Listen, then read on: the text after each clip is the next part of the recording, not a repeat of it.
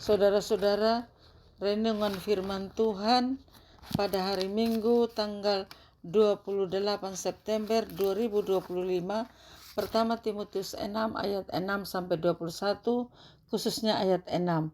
Memang ibadah itu kalau disertai rasa cukup memberi keuntungan besar. Tema rasa cukup. Surat Paulus yang ditujukan kepada Timotius berisikan nasihat kepada Timotius, rekan kerja dan pelayanan Rasul Paulus yang masih muda. Paulus menekankan pentingnya kesetiaan, kasih, kesabaran, kelembutan, serta hidup berkenan kepadanya.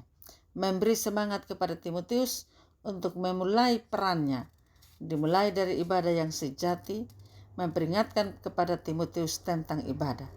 Yang menarik apa yang dikatakan Paulus dalam ayat ini, dalam ibadah harus disertai rasa cukup.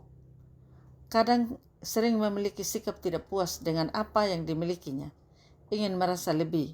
Karena itu penting memiliki rasa cukup supaya ada damai sejahtera, bahagia.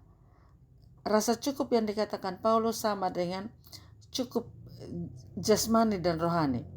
Jika kita merasa cukup dalam hal rohani, maka kita akan puas dan cukup dalam hal jasmani. Semua berkat yang dimiliki mendorong dirinya makin hidup dalam ungkapan syukur kepada Tuhan. Secara jasmani mencukupkan diri dengan apa yang ada. Tuhan tidak akan membiarkan dan meninggalkan kita. Dia memberkati orang yang dikasihinya dan menyediakan apa yang diperlukan. Jikalau disertai rasa cukup, tidak akan menjadi hamba uang. Hidup tidak fokus untuk materi. Itulah sebabnya kata Paulus dalam ibadah kita, jika disertai rasa cukup, maka kita juga beribadah dengan syukur kepada Tuhan. Ibadah tanpa menuntut sesuatu dari Allah. Ibadah tidak akan membandingkan dengan orang lain. Ibadah bukan hanya dalam gedung gereja, melainkan dalam seluruh hidup. Alkitab ingatkan kepada kita bagaimana seharusnya kita hidup. Yang paling penting dan utama, sejauh mana kita mampu bersyukur atas berkat yang Tuhan beri. Dengan bersyukur membuat kita selalu datang kepadanya. Tuhan ingin kita menjadi orang-orang yang tahu berterima kasih. Tahu mengucap syukur atas segala yang Tuhan beri kepada kita. Sekecil apapun berkat tetaplah berkat yang patut disyukuri.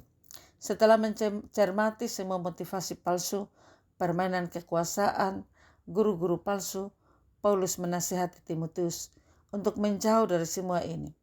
Tidak ada kompromi, tidak ada jalan tengah, tidak ada jabat tangan. Timotius harus mengejar kebenaran, kesalehan, iman, kasih, ketekunan, dan kelembutan. Ia mengejar hidup di dalam Kristus, berjuang dalam pertandingan iman. Ada pertempuran, harus hadapi masalah, dan dalam kuasa Kristus berjuang untuk menang. Dan paling penting, harus setia dalam panggilan, mengingat kedatangan Kristus yang kedua kali. Itulah firman Tuhan yang diingatkan kepada kita sekalian. Amin. Mari kita berdoa.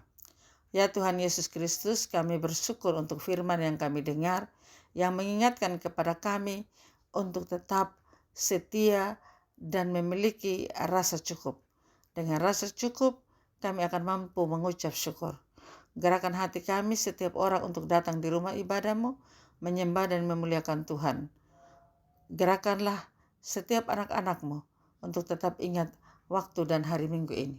Berkati kami, berkati mereka yang berada dalam hidup dan pergumulan. Kami bersyukur tanggung jawab pelayanan diberikan kepada kami.